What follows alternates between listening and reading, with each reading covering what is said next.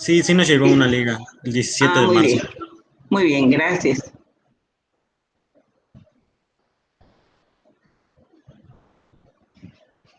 ¿Y me escuchan bien o le doy más volumen a... Sí, se escucha bien, doctora. ¿Sí se oye bien? Bueno, el lunes me reuní con dos maestras, de una maestra de nutrición y la otra de rehabilitación, porque tenemos un trabajo académico administrativo que se facilita con la reunión presencial. Y allí comentábamos acerca de que gritamos, ¿no? Que mantenemos el mismo volumen de voz que cuando estamos en las sesiones presenciales, ¿no? De cuando estábamos en clase. Y que dice una de ellas, ¿no? Dice, mi vecina que vive enfrente me dice, te oigo todas tus clases, oigo todas tus clases. Y entonces, pues sí, me quedé con la duda de que si estoy gritando mucho. ¿Cómo lo oyen ustedes? Así muy estridente para que le baje volumen acá, porque lo Eh, tengo en 60.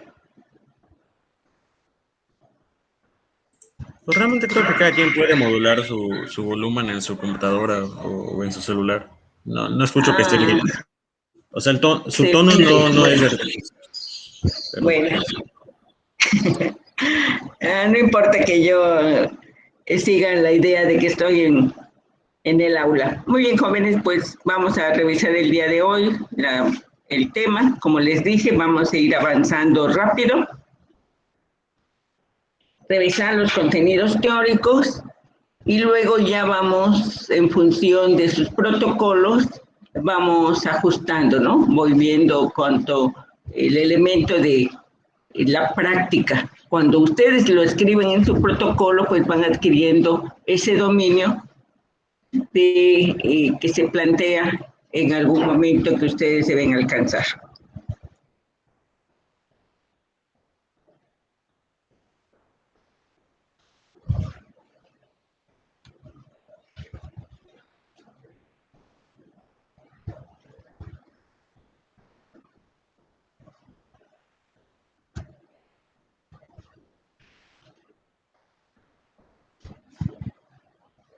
Mm, mm. Te va un volumen del abanico.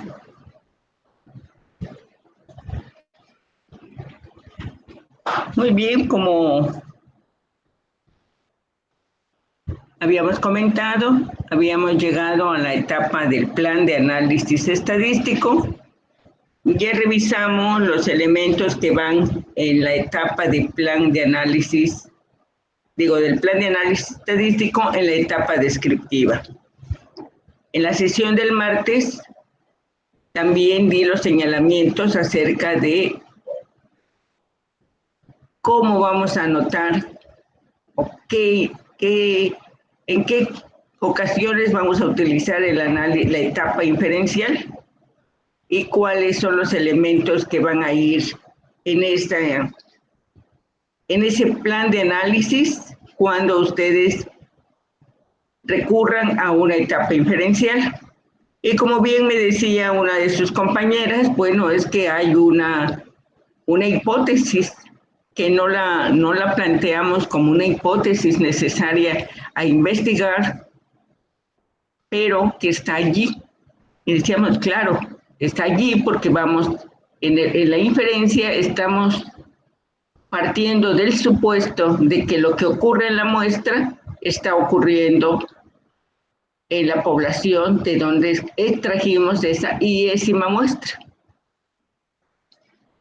Y que teníamos dos maneras de comprobar si es este análisis inferencial. Uno era a través de los intervalos de confianza El intervalo de confianza es un concepto que ustedes conocen, que tiene diversas aplicaciones, y una de ellas era que nos permitía de manera visual comprobar si había diferencias significativas entre dos o más poblaciones, o entre el estimador respecto al parámetro. Y tuvimos un ejercicio e hicimos algunas, igual presenté elementos conceptuales. Hoy vamos a avanzar a la etapa de contraste o prueba de hipótesis.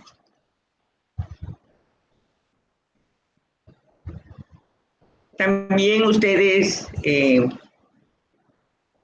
participaron en la sesión y aclaramos lo referente al error tipo 1 y el error tipo 2 que cometemos cuando hacemos,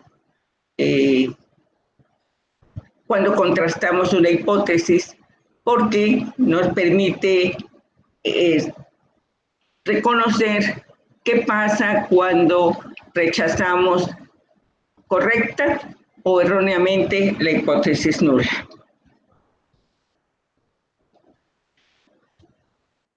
Entonces, los objetivos de aprendizaje de hoy es que ustedes conozcan los conceptos relacionados con el contraste o prueba de hipótesis y que comprendan el procedimiento simplificado para elaborar el plan de análisis estadístico de la etapa contraste de hipótesis.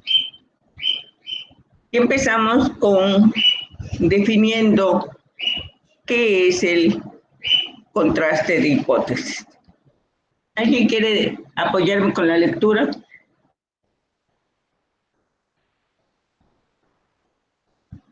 Yo puedo leer, doctora. Adelante.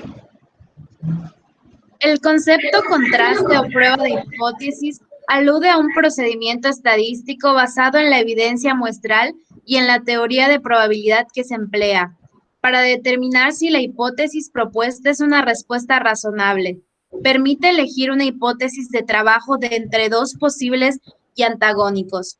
Constituye una herramienta de análisis de datos eficaz y eficiente para la toma de decisiones. Los datos o estimadores pueden provenir de un experimento para comparar el comportamiento de la variable o variables en estudio en situaciones controladas o resultar de una encuesta, diseño observacional con la participación de una o varias muestras. Para el contraste de una hipótesis se deben aplicar las correspondientes pruebas de significación estadística. Sí, también no está anotado acá porque vamos a trabajar sobre exclusivamente con las pruebas de significancia estadística, pero recuerden que el contraste de hipótesis utilizando los intervalos de confianza es un contraste válido y que tiene un fuerte sustento teórico probabilístico. Y que, bueno, es más fácil, más intuitiva, parece intuitiva, pero no lo es por lo que ya viene atrás, ¿no? Que ya decíamos, cómo construimos los intervalos de confianza.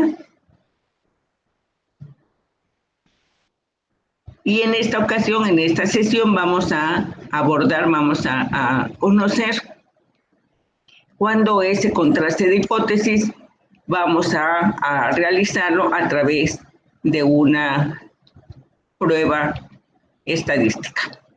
Y continúa, por favor.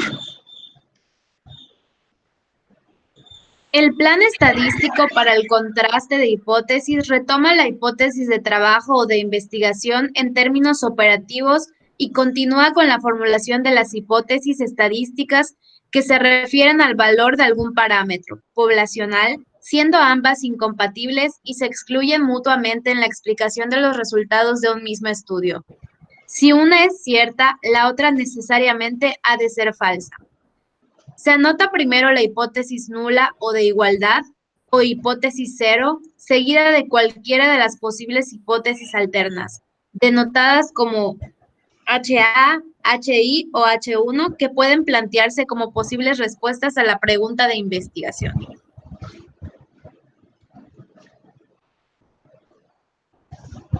Bien, La pasamos hipótesis, al concepto de hipótesis. Adelante. la hipótesis se define como una respuesta, predicción o explicación provisoria mientras no sea contrastada del problema, dado que el problema pregunta precede la hipótesis respuesta. La hipótesis se debe expresar en forma de proposición afirmativa, planteando una presunta interacción entre variables. Aunque tengamos conciencia de que se trata de una conjetura, suposición o idea que se acepta temporalmente para explicar los hechos expuestos en el problema de investigación. Según el método científico positivista, las hipótesis pueden derivar de la aplicación de un razonamiento lógico, inductivo o deductivo. Bien. ¿Alguna pregunta respecto a lo que vamos a entender como hipótesis? ¿O difiere en algo lo que estoy anotando a lo que ustedes conocían como hipótesis?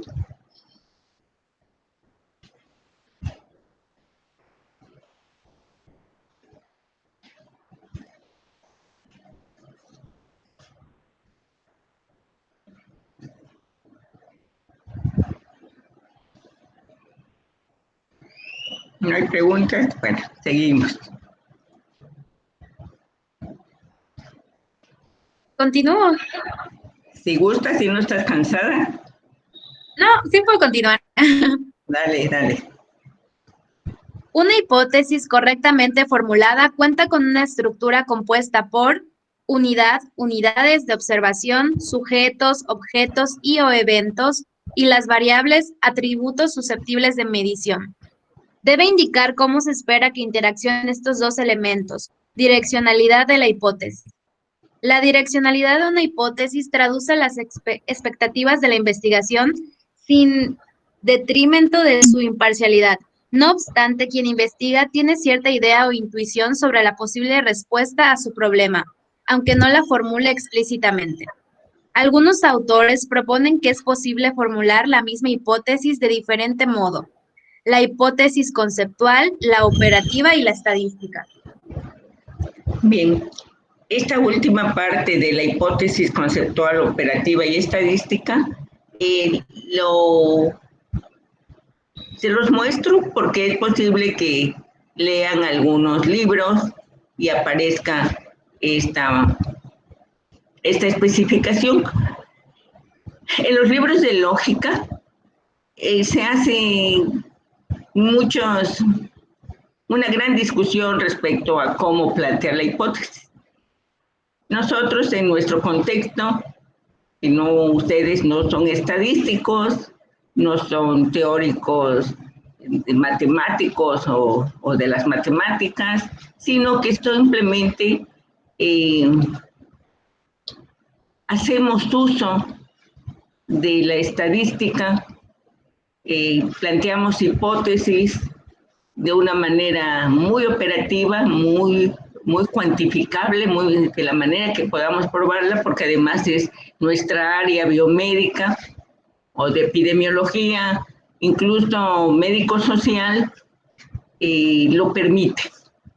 Son por el tipo de razonamiento, permite establecer esa simplicidad respecto a las hipótesis. En otras áreas, pues es más complejo y las hipótesis incluso no pasan por contraste de hipótesis a través de una prueba estadística, sino a través de los múltiples evidencias que se van recuperando con las investigaciones cualitativas o sociológicas, antropológicas, incluso en la filosofía se plantean hipótesis, en la epistemología se plantean hipótesis, pero las escriben de tal forma que cuesta mucho trabajo entender el sentido de la misma. Creo que en biomedicina o quienes nos dedicamos a la medicina tenemos un tipo de razonamiento un tanto diferente de quienes hacen filosofía, de quienes se dedican al estudio de la ciencia, del conocimiento de la historia de la ciencia, de la epistemología, ¿no? Cómo se genera el conocimiento. y nuestra forma de razonar es más práctica. Pero esto no implica que no hagamos también razonamientos un tanto abstractos, lo tenemos que hacer, pero con fines prácticos. Nos olvidamos de todo lo demás y nos vamos a esta manera muy sencilla de ir entendiendo qué son las hipótesis y sobre todo cómo las vamos a enunciar y cómo vamos a proceder a su prueba o a su... Fíjense, un autor se llama Bunge, Mario Bunge, hablaba o escribía de la falsabilidad, o sea que las hipótesis deberían ser falsables.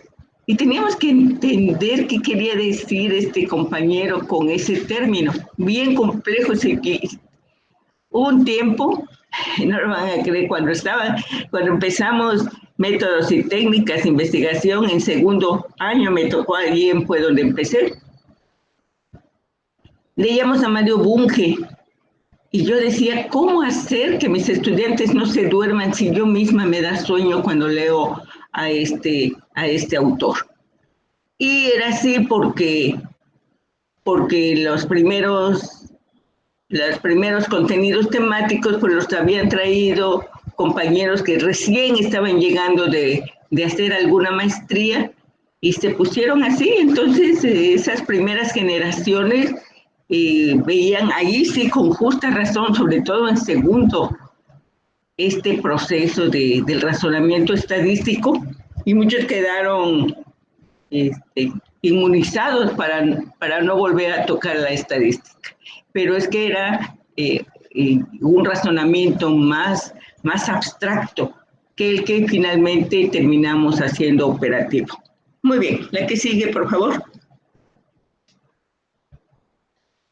Perdón. Continuamos. Ok. La hipótesis conceptual se redacta como una afirmación directa y es de fácil comprensión su lógica. Salta a la vista porque deriva del sentido común. No es posible verificar una hipótesis así formulada. Para esto es preciso traducir la hipótesis conceptual a términos cuantificables y medibles que puedan analizarse. Las hipótesis operativas establecen cómo se medirán, escalas de medición e instrumentos validados. Los conceptos o variables a estudiar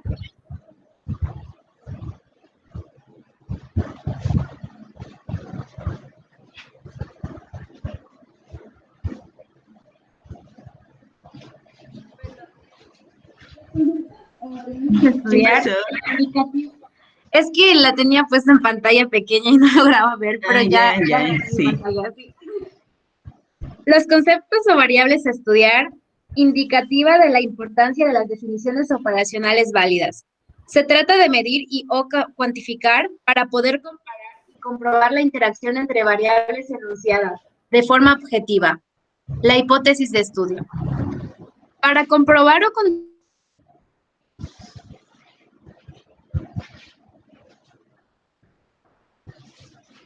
Bueno, dice, para comprobar o contrastar una hipótesis operativa, se deben aplicar las correspondientes pruebas de significación estadística y para hacerlo requieren de una formulación conocida como hipótesis nula. Esa HO o H0 que ustedes conocen. Y quiero que, bueno, ya conocen bien la notación, esta es la notación estadística correcta. La hipótesis nula es la base formal para examinar la significancia estadística, reconocer o no si las diferencias observadas son debidas únicamente al azar. Según el tipo de supuestos, el número de variables en estudio, la forma en que se han obtenido las muestras y los datos, existen 3 tipos de pruebas o contraste de hipótesis.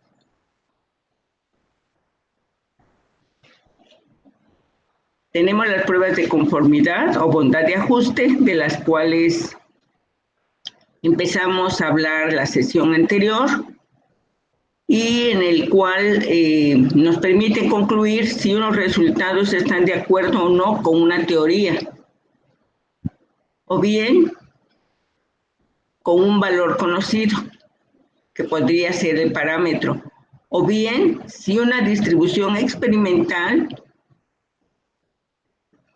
de una variable se ajusta o no a una ley teórica. Tenemos también las pruebas de homogeneidad, en la cual la hipótesis que sometemos a prueba se señala que no hay diferencias en la distribución de la variable de la población estudiada de donde se extrajo la muestra. O sea que la distribución se distribuye homogéneamente, ¿no? No hay diferencias dentro de la población. O bien nos permite también valorar si dos o más muestras observadas que difieren en un valor pertenecen o no a esa misma población teórica. Pueden aplicarse en el contexto de las pruebas de la familia G cuadrada cuando se conocen previamente los resultados de las casillas marginales. Ustedes recuerdan cuando vieron epidemiología, cuando vieron riesgo, se retoma G cuadrada y se habla de cómo, o debieron haber hablado de cómo se construye, cómo se arreglan los datos para poder aplicar una prueba de G cuadrada. Y en ese aprendizaje, pues ustedes debieron revisar lo que se llaman tablas de contingencia. Las tablas de contingencia nos permiten introducir la variable independiente en el eje de las Y la variable dependiente en el eje de las X. Y dependiendo de las categorías que tengan una y otra, pues se van a construir tablas de contingencia. La más básica es para variables con categorías dicotómicas, esto es sí o no. Entonces serían la tabla de 2 por 2, pero pueden ser tablas mucho mayores de 2 por 2. Y la última columna es para el total de las líneas, a eso se refiere lo de las casillas marginales. Y la última línea se refiere al total de las columnas. Entonces, solo cuando tenemos de primera intención, sabemos cómo se dan esos valores marginales, es cuando podemos aplicar las pruebas de homogeneidad. Y luego tenemos las pruebas de independencia, que nos permiten evaluar si hay alguna influencia entre los valores que toman la variable, que vienen de una muestra, y los que presenta otra. Acá, las pruebas de independencia sí nos permiten establecer ese proceso de interacción de que la variable independiente actúa sobre la variable dependiente. Las pruebas de independencia y las de homogeneidad son empleadas de manera pues indistinta. A veces no queda claro porque el procedimiento es el mismo. Sin embargo, debemos tener en cuenta que difieren teóricamente como los que va a aparecer. El número de muestras son 2 o más y que puede ser diferente en el tamaño de muestra de un grupo contra el tamaño de muestra de otro. Fíjense, estamos utilizando las dos casillas, los dos elementos de la casilla de la tabla de contingencia, pero no es para establecer asociación entre las variables, sino simplemente para ver las diferencias de una muestra que quedaría en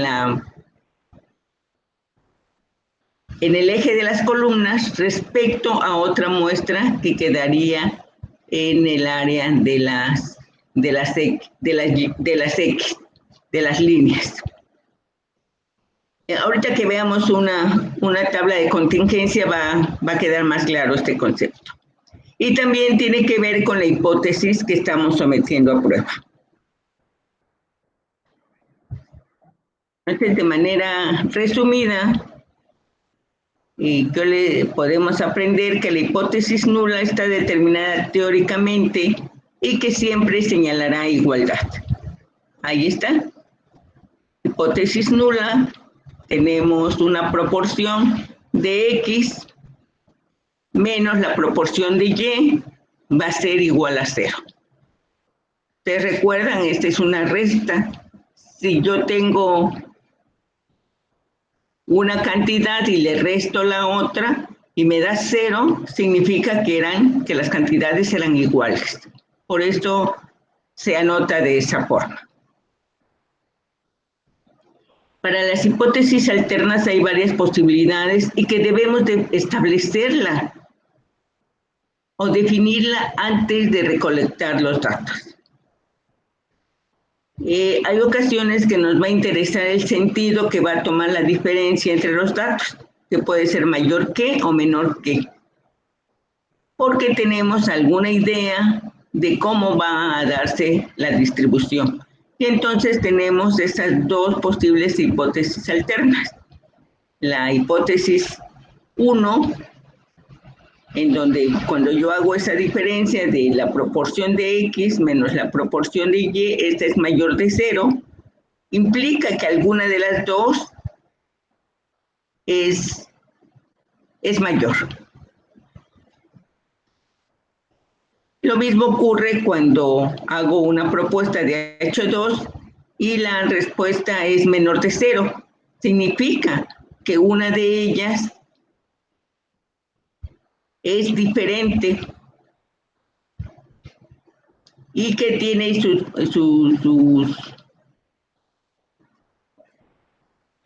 los valores pueden darse sí, pueden ser negativos, por eso va a ser menor de 0.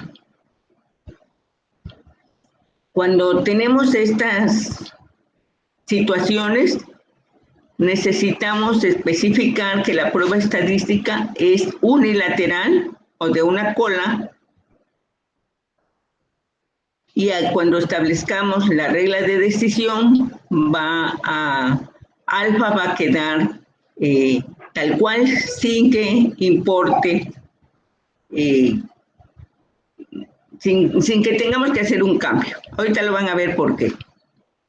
Cuando desconocemos el sentido o la orientación que van a tomar los datos, porque no hay antecedentes, porque resulta de interés conocerlo, pues entonces la hipótesis alterna, la tercera hipótesis alterna, será que cuando hagamos la diferencia entre Px, la proporción de X menos la proporción de Y va a ser diferente de 0. Yo no sé si va a ser mayor como en H1 o va a ser menor como en H2. Y entonces estoy ante una situación que requiere una prueba estadística bilateral o de dos colas. Y entonces, cuando establecemos la regla de decisión, alfa, el nivel de confiabilidad se va a dividir entre 2. Acá está con mayor, para que lo vean con mayor claridad. Y que, ya vuelvo a repetir, la hipótesis nula está determinada teóricamente. Hay un procedimiento probabilístico de base que me induce a que siempre que plantee yo la hipótesis nula, va a mostrarme igualdad. Siempre, no puede ser de otra manera. Siempre va a ser igual. Cuando ustedes vean una hipótesis nula que dice menor que, ahí hay un error. La persona que escribió este artículo no tiene idea, no tiene la mínima teoría probabilística y no le permite entender que la hipótesis nula nunca puede ser diferente de 0. Y como acabamos de decir, las hipótesis alternas, pues hay varias posibilidades, pero siempre, siempre, siempre tenemos que definirla antes de recolectar los datos. Por eso es que va en el plan de análisis estadístico.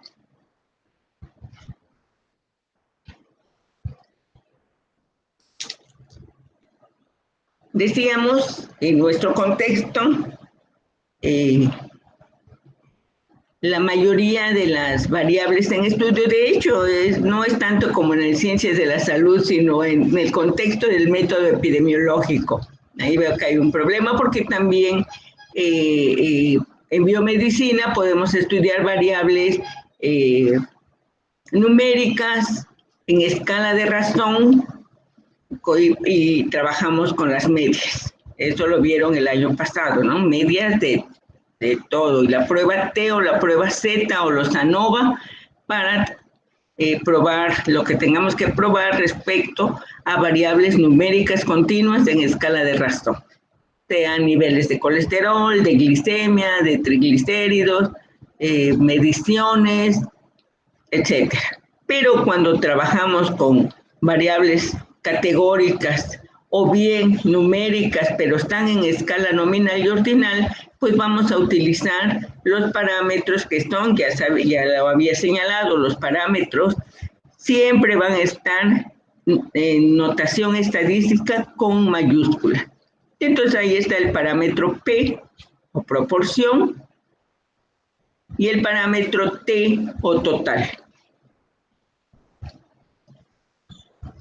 Y luego muchas de estas variables son eventos binarios o dicotómicos, entonces el parámetro P, proporción de la población, también lo denominamos como prevalencia.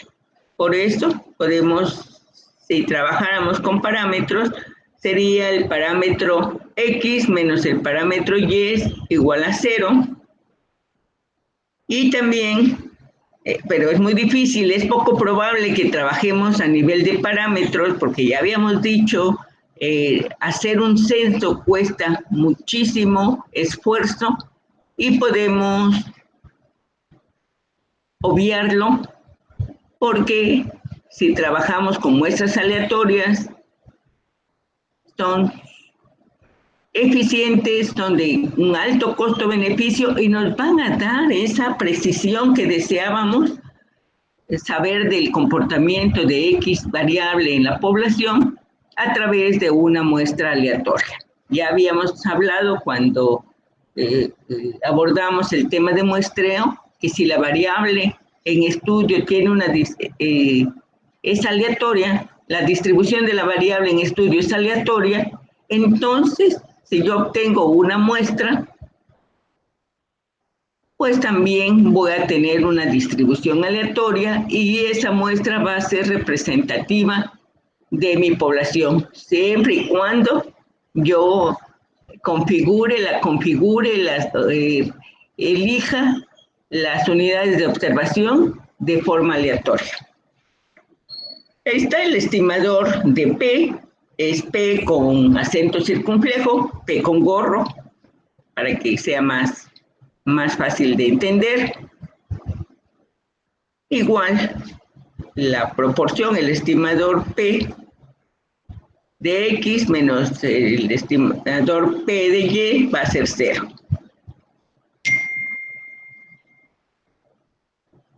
Y otros autores proponen que se ponga allí cualquier número real. Vean, no es posible, pero no es lo más adecuado. Los estadísticos, los teóricos de estadística dicen que no debemos poner algún valor, sino que debemos anotar siempre 0, ¿no? El valor de igualdad, hipótesis nula. Y bueno, cuando ya habíamos dicho las posibles hipótesis hipótesis alternas, cuando conocemos el sentido de la dirección, puede ser mayor de 0, menor de 0, y cuando desconocemos el sentido, solamente anotamos que son diferentes de 0. Cuando formulamos la hipótesis alterna, va en función del objetivo de la investigación y vuelvo a insistir, siempre es anterior a la obtención de datos. Cuando alguien modifica su plan de análisis y cambia la hipótesis alterna porque ya empezó a ver algunos resultados, pues y quiere que todo calce a la perfección, está siendo poco ético o hay poca aplicación de la ética. No podemos modificar los resultados. Sí podemos tener en las conclusiones o en la discusión algún elemento sobre este sentido, ¿no? Y decir que desde un principio se vio hacia dónde iba, pero tenemos que apegarnos estrictamente a lo que escribimos en el protocolo.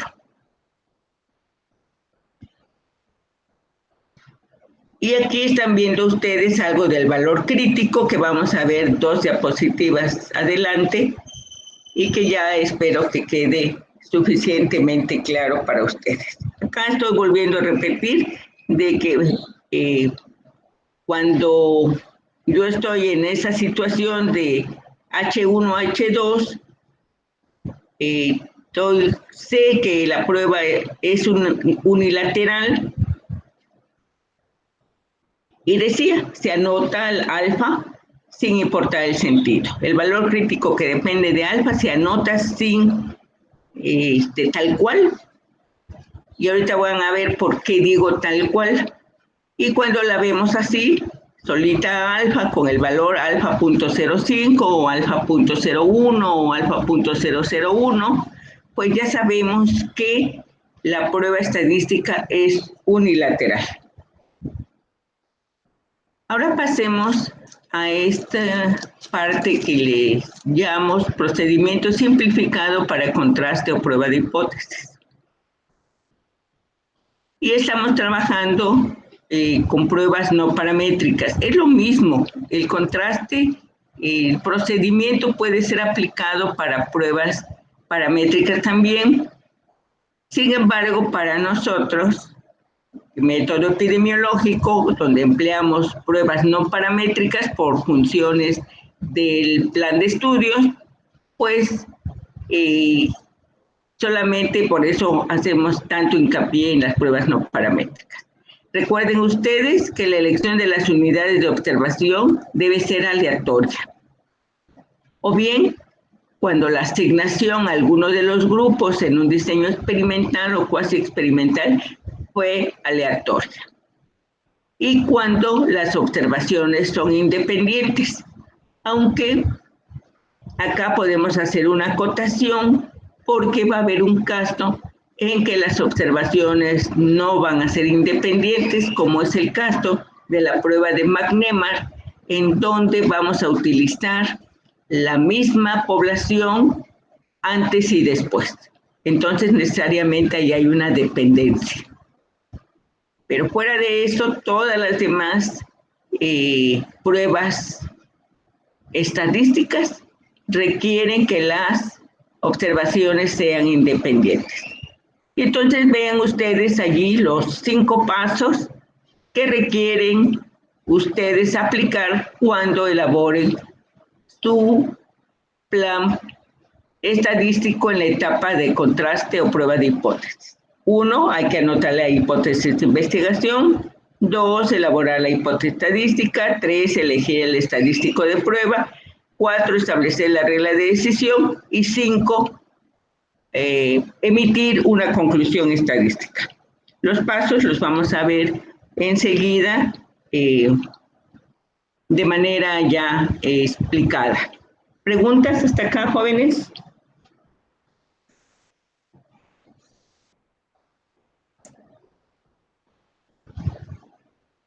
No, bueno, si hay preguntas, avanzo.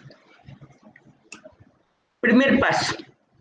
Van a anotar la hipótesis de investigación, la cual, como ya dijimos anteriormente, lo van a hacer empleando un enunciado afirmativo, o sea, una oración afirmativa acerca de la tendencia que suponemos va a mostrar el estimador para el caso proporción respecto al referente es el parámetro,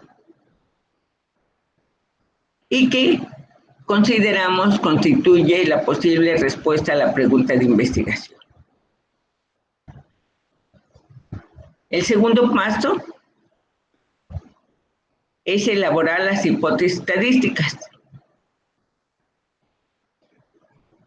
Y las hipótesis estadísticas es una afirmación o conjetura acerca de la distribución de una o más variables aleatorias. A la hipótesis que deseamos probar la denominamos hipótesis nula y la otra se denomina hipótesis alternativa. Va a decir, bueno, ¿por qué deseamos probar hipótesis nulas? Si lo que a mí me interesa probar es si mi respuesta, lo que estoy diciendo que así está funcionando, es lo que a mí me interesa. A mí no me interesa la hipótesis nula. La hipótesis nula dice que es igual. Sin embargo, el sustento teórico probabilístico apunta a que solamente podemos rechazar o no la hipótesis nula. Por eso es que probamos a la hipótesis nula.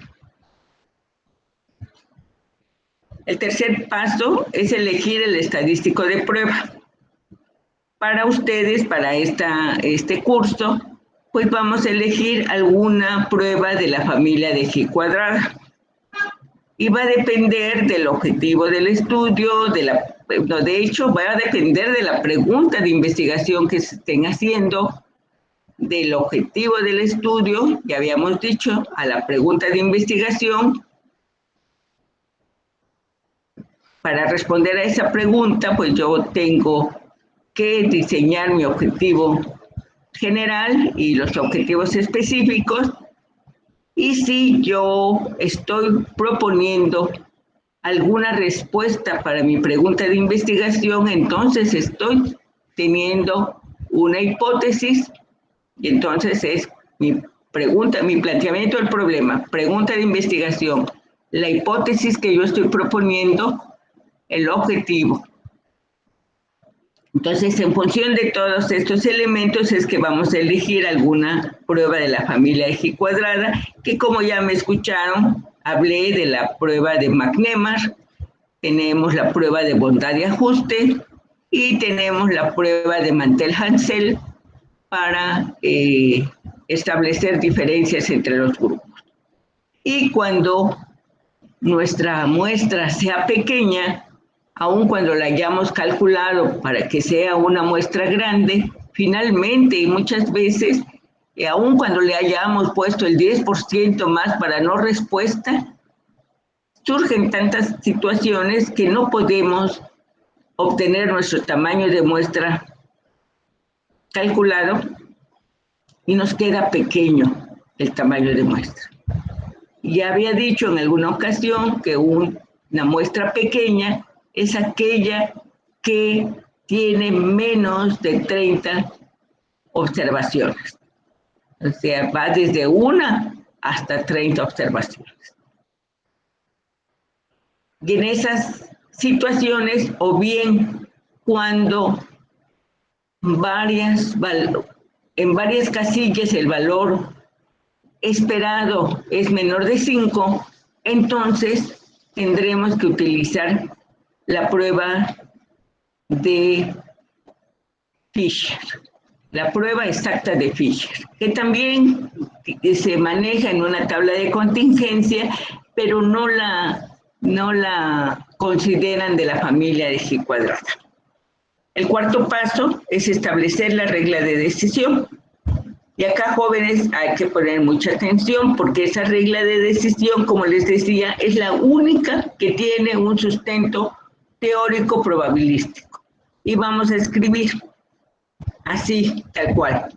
Rechazar hipótesis nula si el valor de G cuadrada calculada o empírica, se llama calculada o empírica porque es la que obtenemos de los resultados, la que obtenemos de nuestros datos, la que obtenemos cuando con nuestros datos los acomodamos en la tablita de contingencia y entonces calculamos ese valor.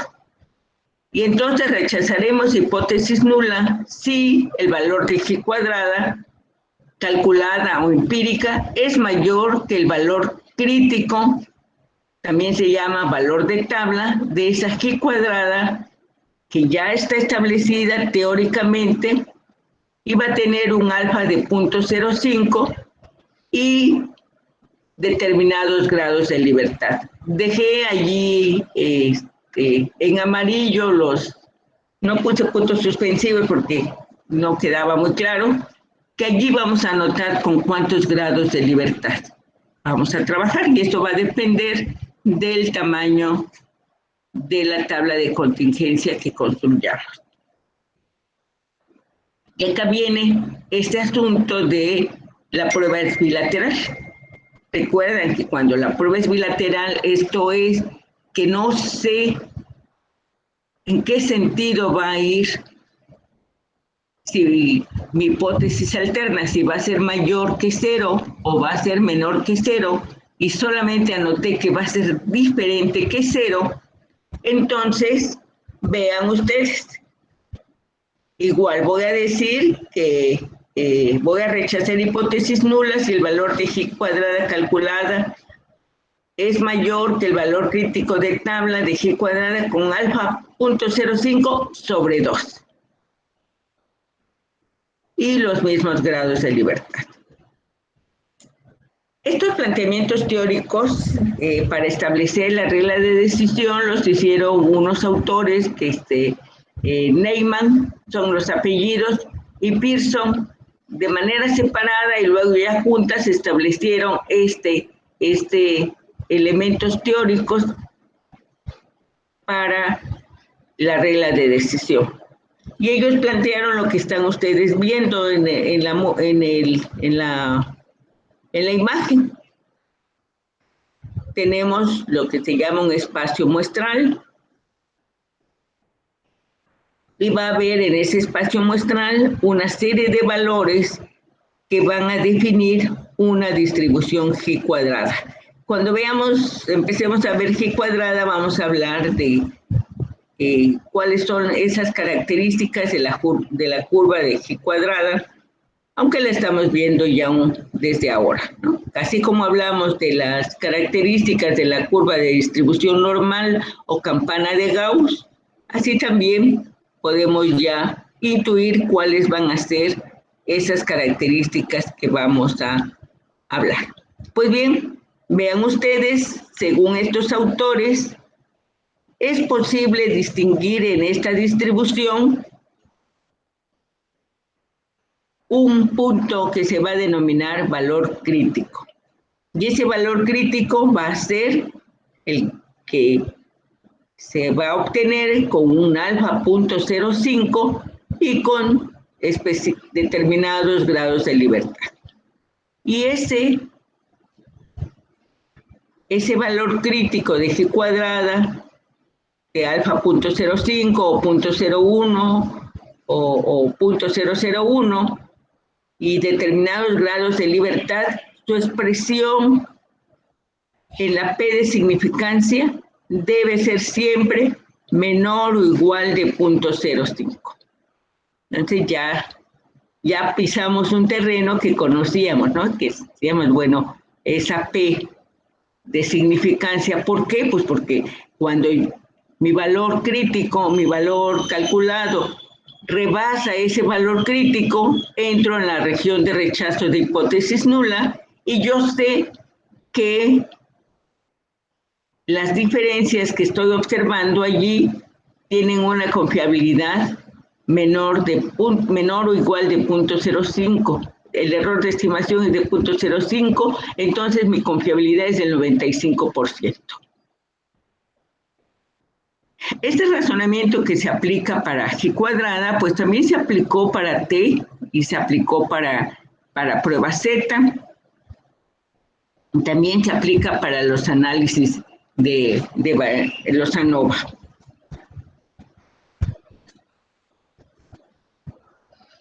Y llegamos entonces al quinto paso, que es establecer la conclusión estadística, la cual deriva de haber rechazado o no la hipótesis nula. Y vamos a escribir en la conclusión estadística. Dado que el valor de G cuadrado calculado es menor al valor crítico de G cuadrada alfa punto 0,5 X grados de libertad, no me permite rechazar hipótesis nula. Así, esa es la forma de razonar, esa es la forma de expresar ese razonamiento. Pueden encontrar algunas variantes, pero siempre tendremos que señalar que el valor empírico, el valor que nos da nuestros datos, es menor al valor crítico y en consecuencia, como veíamos en la imagen anterior, si es menor del valor crítico, voy a caer en la región de no rechazo. En cambio,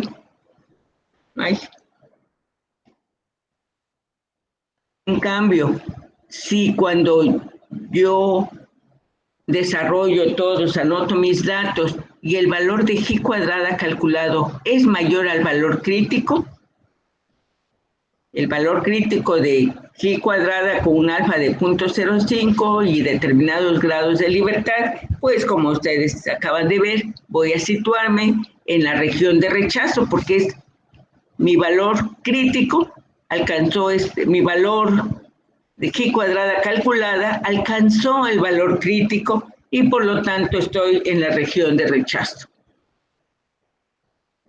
Y se los decía la vez anterior, la conclusión estadística es diferente a la conclusión del estudio. La conclusión estadística es rechazo o no rechazo. Si no me permite rechazar hipótesis nula, diré que la diferencia que estoy observando no es significativa, que no hay diferencias entre lo que la muestra me está refiriendo contra lo que la población, contra el comportamiento de la variable en la población. Y habíamos dicho la vez pasada, hay ocasiones en que cruzamos los dedos para que no nos salgan diferentes. Y entonces los valores se ajustan. Si yo no puedo rechazar hipótesis nula, significa que mi variable es igual, el comportamiento de la variable que estudié en mi muestra es similar al comportamiento de la variable que está en la población. Y eso es, ya con eso resolví mi problema.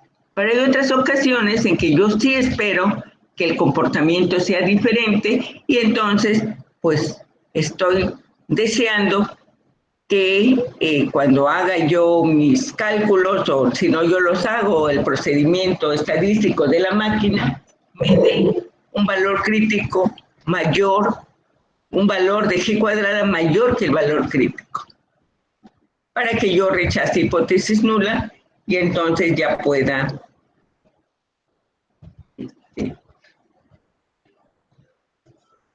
realizar las conclusiones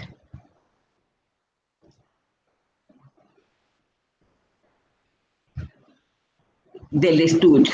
Ya podré, con ese y la etapa descriptiva, la inferencial, ya podré dar respuesta a mi pregunta de investigación. ¿Preguntas?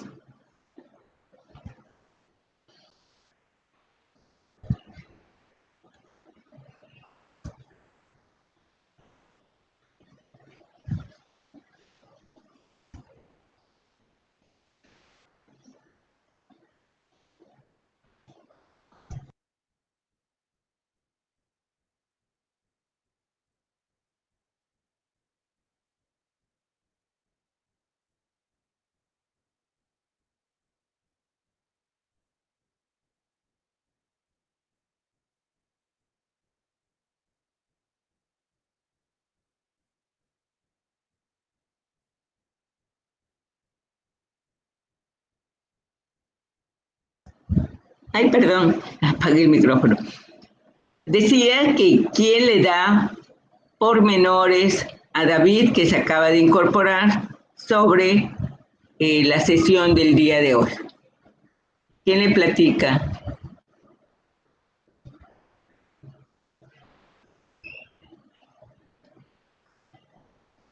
No están anotados todavía, no se anotaron en el chat. Por favor, recuerden anotarse porque de allí hago una copia y ya eh, registro su asistencia.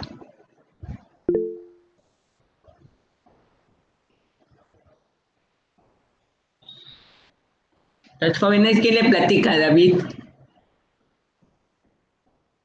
¿Qué fue lo que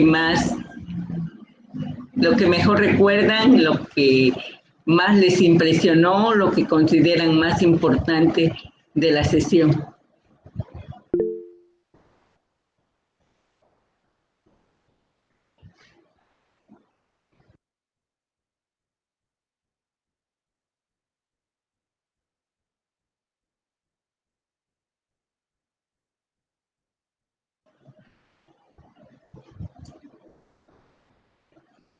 Por su grupo de edad, su memoria reciente debe ser excelente.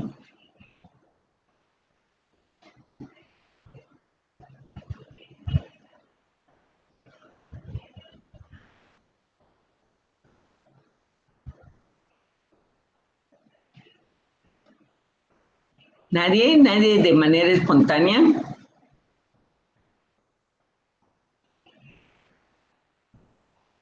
Entonces,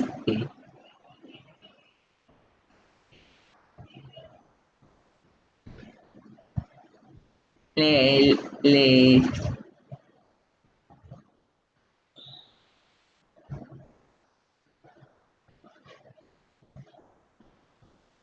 ofrezco un estímulo.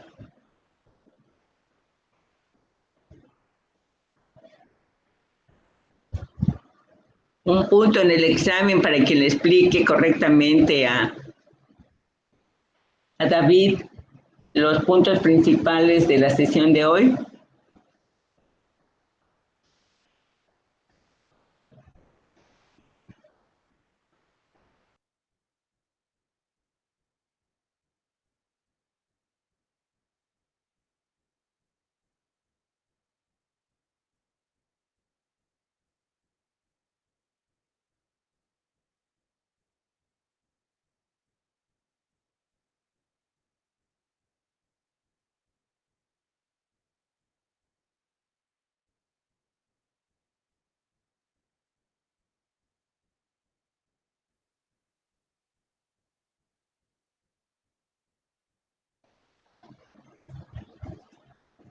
¿Ya viste, David? A ver, seguramente que tu amigo Gregorio te va a explicar algunos de los puntos que considere importantes de la sesión de hoy. Adelante, Gregorio.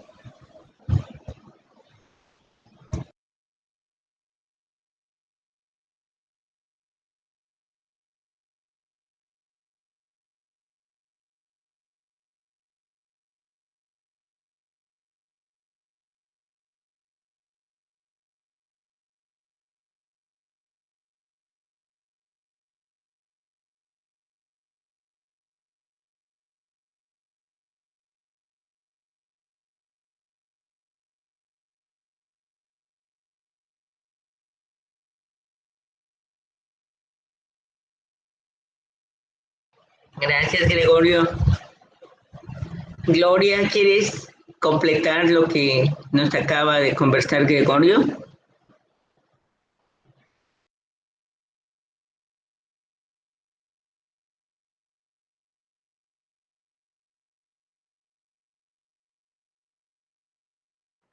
Sí, doctora, pues es lo que comentábamos, hablamos igual del concepto de la hipótesis, que en la explicación era como una respuesta, una predicción,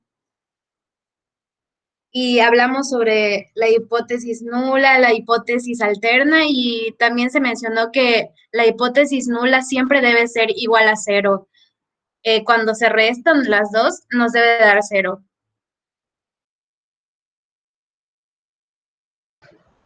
Bien, yo creo que este, sí leyeron a Daniel como habíamos quedado, que iban a dar una leída sobre el tema allí.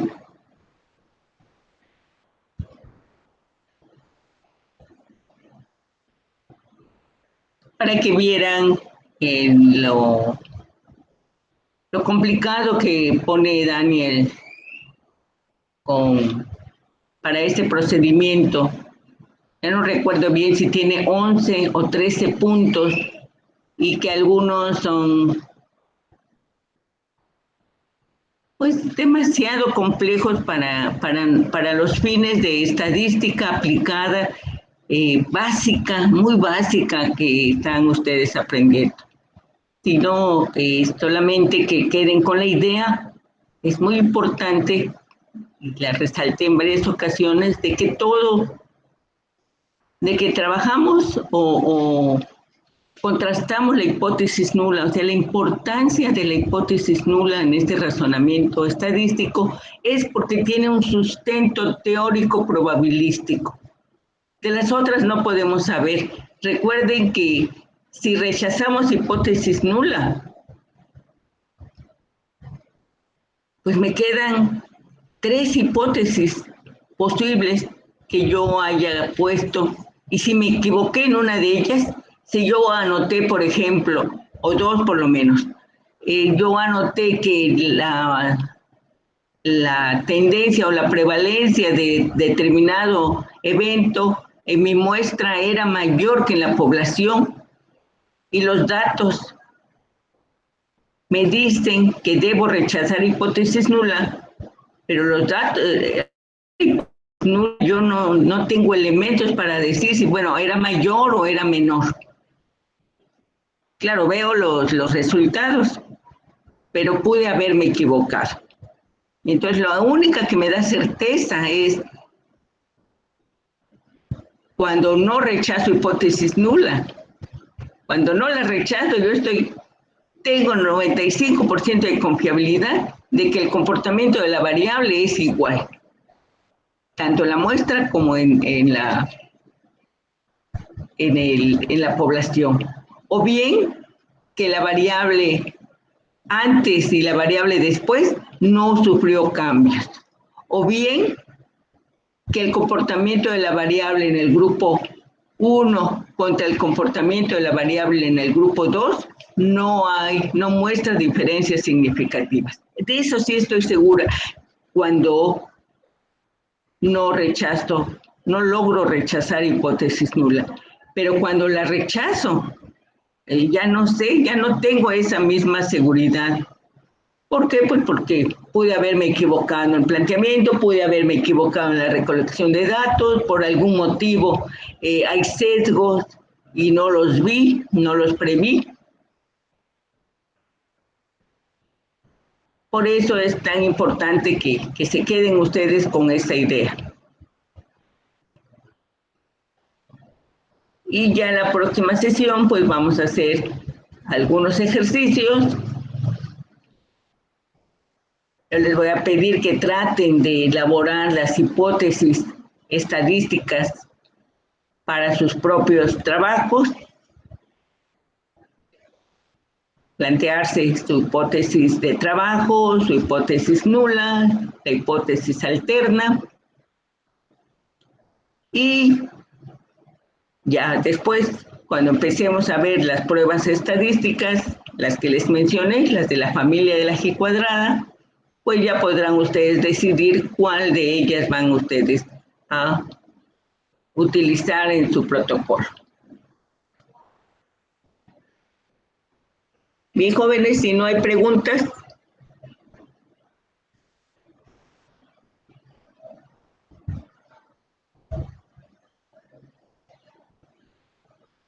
Había preparado un ejercicio, pero me quedó luego muy complejo y no.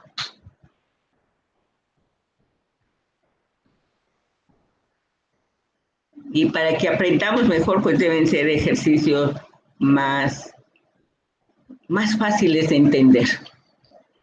No que haya retos cognitivos, porque de por sí ya la asignatura es compleja, no hay que hacerla más compleja. Entonces voy a buscar otro ejemplo como el de la semana pasada, el de la sesión pasada, ¿no? Era muy fácil de ver esas diferencias derivadas de los intervalos de confianza, donde sí eran diferentes, donde no eran diferentes. Entonces, si no hay preguntas,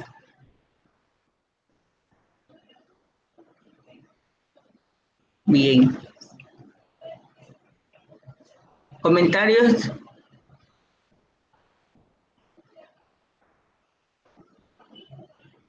Luis, ¿qué piensas?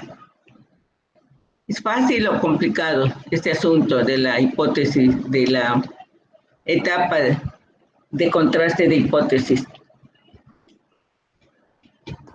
Pues la verdad, eso que es un poco complicado para mí. Tengo que analizarlo detenidamente. Y verdad, hay que leerlo más. Muy bien, jóvenes. Pues si no hay más, nos vemos el próximo martes. Hasta La luego, misma doctor. hora. Gracias, doctora. Hasta luego. Muy bien, hasta luego. Buenas tardes. Hasta luego, doctora. Buenas tardes. Hasta luego, Hasta luego. doctora.